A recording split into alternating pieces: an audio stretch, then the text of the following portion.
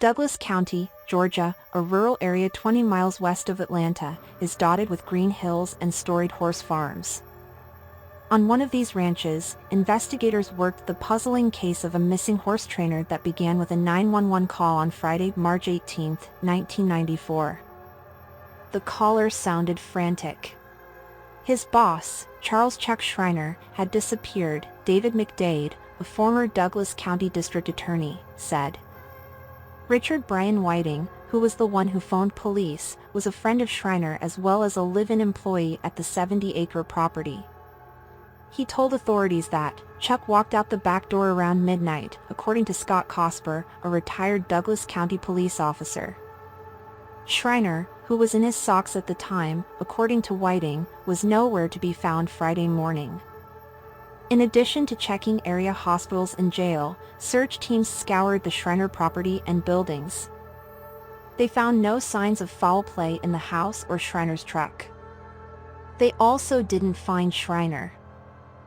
Who was Chuck Schreiner? Authorities contacted Schreiner's wife, Lori, who was visiting relatives in Ohio. She explained that she and Schreiner met at her family farm in Ohio, where he trained horses. They eventually married. After her parents' deaths, Lori inherited a considerable amount of money, said McDade, adding that the money helped them start their own equestrian center in Douglasville, Georgia. Lori painted a picture that they had an up-and-coming, thriving horse training business, and that Chuck Schreiner was the heart and soul of the business, McDade told the Real Murders of Atlanta. 6 months pregnant, Lori said that she and Schreiner were just starting a family. Chuck Schreiner's friends weigh in. Chuck's friends interviewed by law enforcement described him as the kind of person that a lot of people sort of gravitated towards, said McDade. They agreed that his vanishing into thin air was completely out of character. His life and future was on the ranch. Chuck's inner circle explained to authorities that he wanted to parlay his love of horses into a golden opportunity with the Summer Olympics that were coming to Atlanta 2 years later in 1996. In his mind, he could rent the stables to a country and make a lot of money to help pay for the place, said Douglasville resident John Agnes. Persons of interest emerge. Upon her return, Lori was questioned. The interview helped lead to a ranch employee who'd been fired. He didn't work hard enough, and Chuck told him he had to go, said Bill Torpy, an Atlanta Journal-Constitution reporter. Investigators learned that the day before Schreiner vanished, he and the fired ranch staffer had an altercation. The former employee told authorities it stemmed from a dispute over his desire to claim income tax. The heated argument escalated when Whiting, Schreiner's right-hand man, intervened and chased the man with an axe, according to the Real Murders of Atlanta. The fired employee fled in his vehicle. It did put questions and doubts in my mind about Brian, said Donna Foster, a retired sergeant with Douglas County Sheriff's Office. The fired ranch worker's account for his whereabouts at the time Schreiner went missing were checked out and confirmed. Clues from Chuck Schreiner's financials and ranch. Intrigued by Schreiner's argument based on tax filings, investigators focused on his financial situation. There were no life insurance policies involving Chuck Schreiner or his wife, Lori, said retired Cobb County Police Department Homicide Detective Sergeant Eddie Herman. Officials learned that Lori had no financial motive for her husband's death, and that Schreiner was not particularly good with money, according to the Real Murders of Atlanta. Desperate for a break in the case, police launched a more thorough search of the Schreiner farm with cadaver dogs, helicopters, and scuba divers. Officials did not turn up anything, which convinced them that Schreiner wasn't on his property. Days into the investigation, detectives strongly suspected foul play. They used the media to ask the public for information.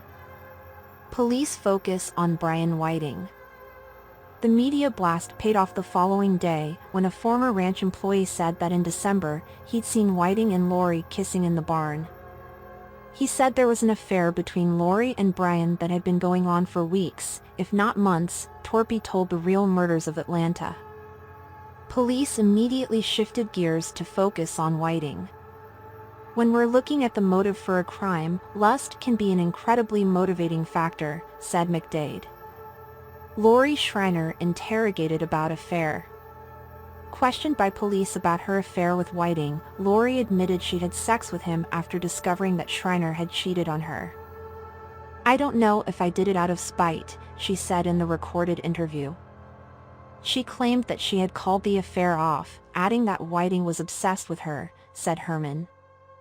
He didn't want to let it go, so he continued to pursue her. Lori told officials that she was 100% sure that she was pregnant with Schreiner's baby. "I got pregnant sometime about the end of September when I was not having sex with Brian," she told investigators. Investigators took her claims with a grain of salt. The tipster reported seeing her kissing Whiting 3 months later, in December. But she insisted she had no plan to leave her husband. "She made it clear to us that Chuck was her life, her world, and that she would do anything she could to find him," said McDade. Chuck Schreiner's house searched again. Whiting admitted to have an affair with Lori, but insisted he had nothing to do with Schreiner's disappearance. When he lawyered up, authorities discovered that he had an outstanding warrant for a probation violation. Whiting was taken into custody on that offense. While he was in custody, police returned to search the Schreiner home for a closer look. This time they turned up a trail of blood in the den that had been covered up. "There was a lot of blood that was in the carpet, underneath the padding and on the subfloor," said Cosper. "I knew I had a homicide." Detectives found a bloody axe in the garage, which led them to a theory about what happened to him. Schreiner was obviously attacked and killed, most likely while he slept on a love seat in the downstairs area of the house, said McDade. Police believed Schreiner had been attacked in the den and then dragged out to his truck. Brian Whiting arrested for murder. As they dug deeper into the case, police cleared Lori as a suspect.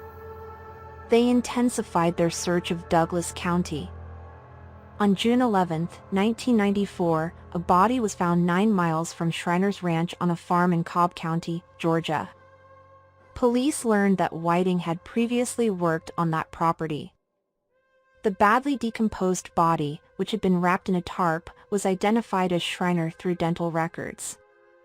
His skull had been caved in by a very heavy, blunt object, said McDade. Whiting was charged with murder. In August of 1995, his trial began. On September 14 of that year, he was convicted and sentenced to life without the chance of parole.